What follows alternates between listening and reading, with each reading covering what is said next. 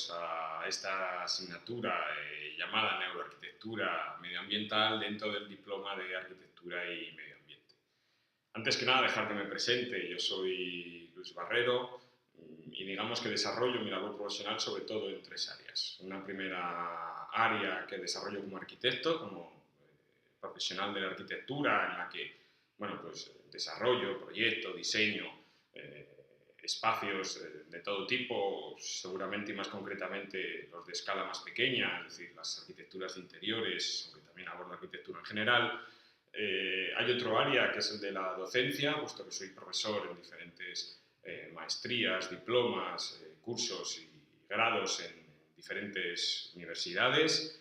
También corrijo muchos proyectos dentro de esa formación. Y finalmente hay otro área, el tercer área, que es el de la investigación, que desarrollo ahora mismo concretamente desarrollando una tesis doctoral sobre la influencia que tiene el entorno y más concretamente el espacio arquitectónico en el comportamiento, la conducta, las emociones, las sensaciones de los usuarios de esos espacios, ¿no? De los habitantes de esos espacios.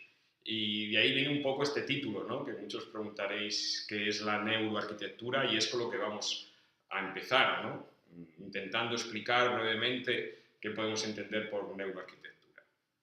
Bueno, pues se establece básicamente que la neuroarquitectura nace con un investigador estadounidense o americano, es decir, de Norteamérica, llamado Jonas Salk.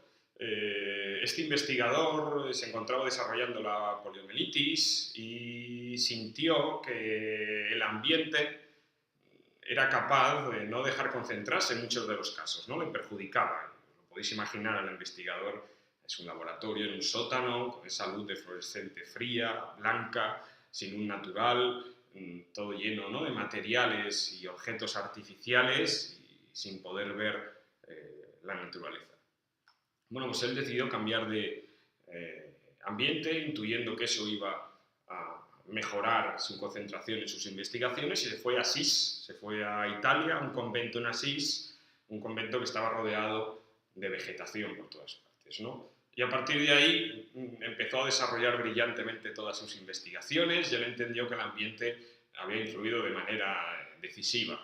Por lo tanto, cuando volvió a Norteamérica, se asoció con el arquitecto Louis Kahn y desarrollaron un instituto, el Instituto Salk, que está en San Diego, en Estados Unidos, donde desarrollan sus investigaciones y se desarrollan también investigaciones basadas en la neurociencia, ¿no? Esta imagen que vemos es la de ese instituto, en la que se intenta aquellas sensaciones y emociones que tuvo Jonas Salk en los espacios del propio convento, y desde luego desarrollando paseos por la naturaleza, intentaron aplicar esas sensaciones ambientales al propio instituto, ¿no? Estamos viendo en este caso el patio principal, en este caso está diseñado por Luis Barragán, otro galán arquitecto de las emociones, de las sensaciones que transmiten el espacio, ¿no?, como objetivo. Bien, entonces, realmente, para entenderlo mejor, actualmente lo que se entiende como neuroarquitectura, puesto que ese es el origen, es la fusión de la neurociencia, que lo que hace es estudiar el comportamiento, las conductas, los procesos cognitivos, es decir, procesos de aprendizaje del cerebro, sensaciones y emociones, ¿no?, y las respuestas que tiene el ser humano, entre otras cosas, frente al entorno, que es lo que nosotros abordamos a partir de la arquitectura, ¿no? La relación que existe entre el hombre y su entorno, ¿no? Y vamos, a partir de esa neurociencia se estudian varias percepciones. Una de las percepciones principales seguramente sea la percepción dimensional, ¿no? Bien, yo voy a abordar una serie de percepciones del ser humano y cómo influyen en la conducta, desde luego, del individuo, del usuario del espacio, pero sobre todo en relación al medio ambiente, a la naturaleza, ¿no? Y seguramente uno de los principales objetivos míos es que entendáis que es fundamental conocer las medidas del ser humano, ¿no? Es decir, yo no voy a analizar objetivamente la naturaleza, sino yo creo que analizando el ser humano, puesto que lo entiendo como la causa y el efecto de todo lo que está ocurriendo en la naturaleza, conociendo mucho más al ser humano, sus reacciones, podemos diseñar espacios más adaptados a sus características y de esta forma, si dimensionalmente entendemos cómo son las relaciones y actividades y comportamientos del ser humano, estaremos implícitamente ayudando a mejorar nuestro entorno y, por supuesto, el entorno natural, la propia naturaleza. Bien, y esto es un primer proyecto que vamos a abordar y que es reflejo de lo que he comentado, ¿no? Estamos ahora mismo en Burdeos, es el proyecto de unos arquitectos, estos arquitectos se llaman Lacaton y Basal, es un estudio de París.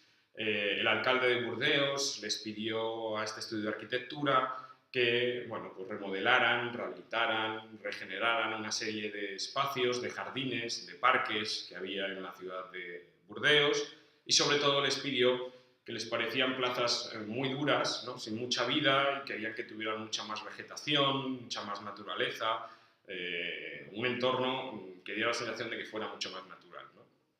Bueno, pues los arquitectos se pusieron a realizar antes que nada sus primeros análisis y empezaron a desarrollar el proyecto.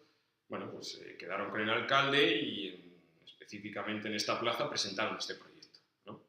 A muchos os preguntaréis, ¿y aquí dónde está el proyecto, no? No se ve un proyecto, no sé si el proyecto es la farola o son las viviendas del fondo que no parece. Bueno, pues presentaron un proyecto donde no había proyecto, es decir, no había absolutamente nada. Es decir, lo que decidieron hacer este estudio de arquitectura es no hacer nada.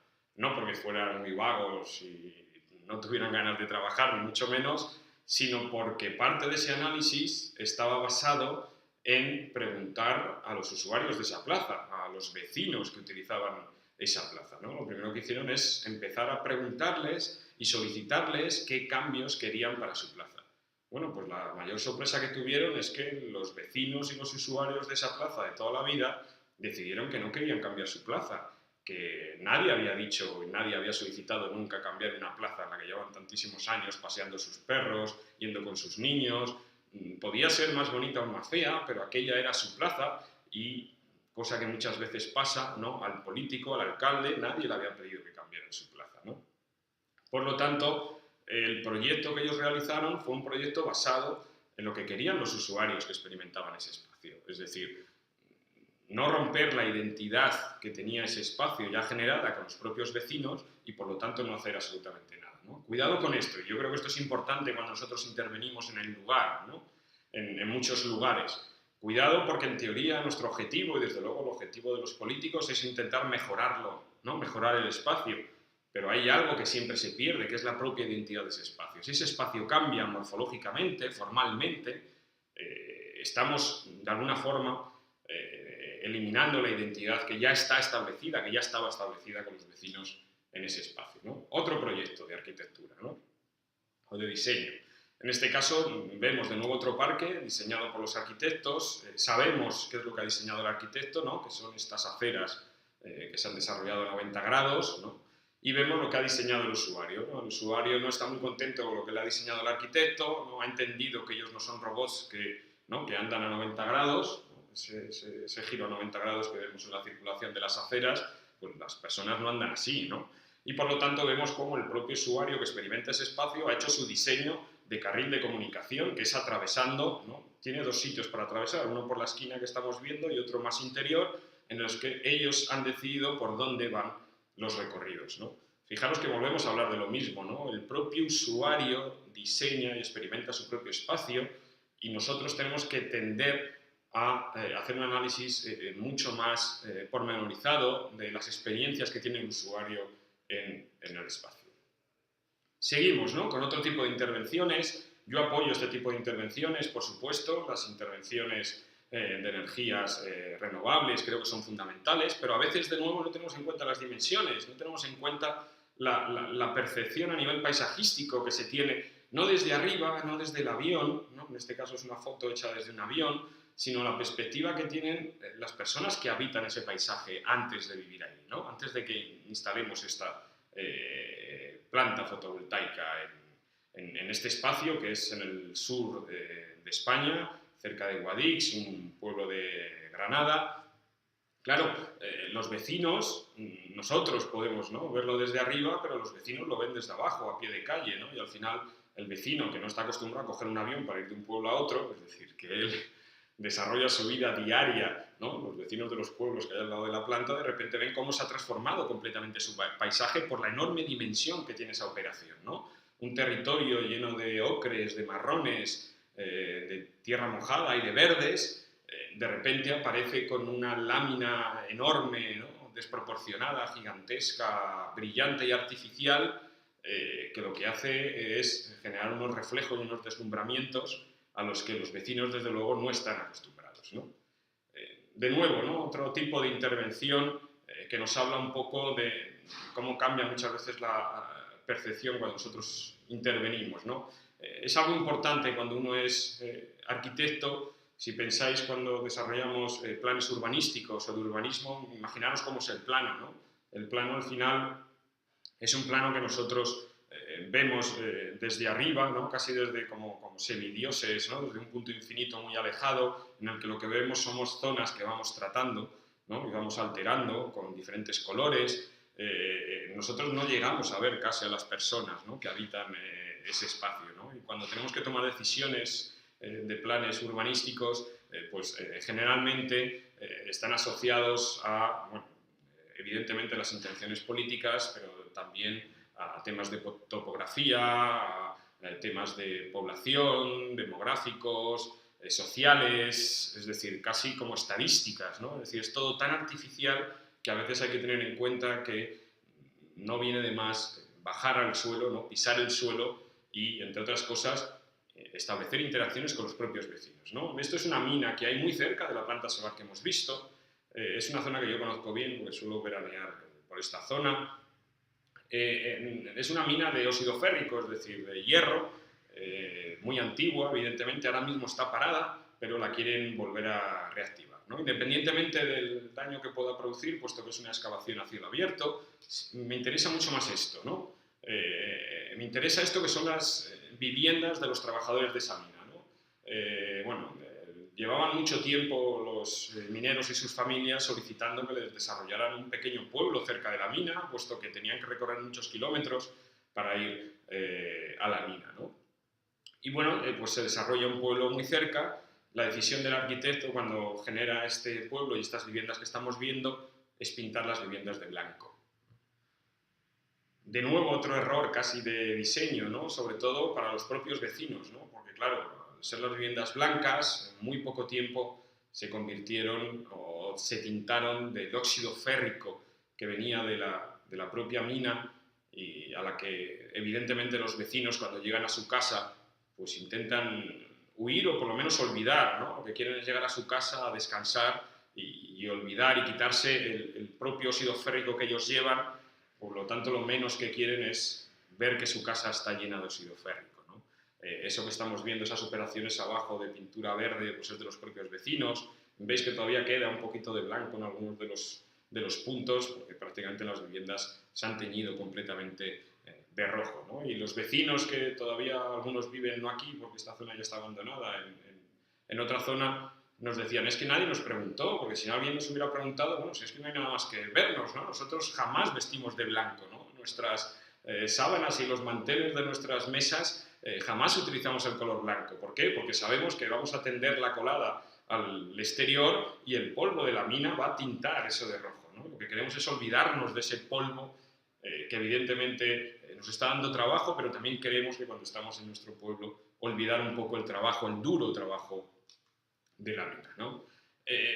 Por eso hablo, ¿no? La dimensión humana, la dimensión, cuando hablamos de intervenciones, toda intervención lleva unas consecuencias humanas que a veces cuando somos, bueno, desde el punto de vista de la arquitectura o de la planificación urbana, estamos un poco alejados.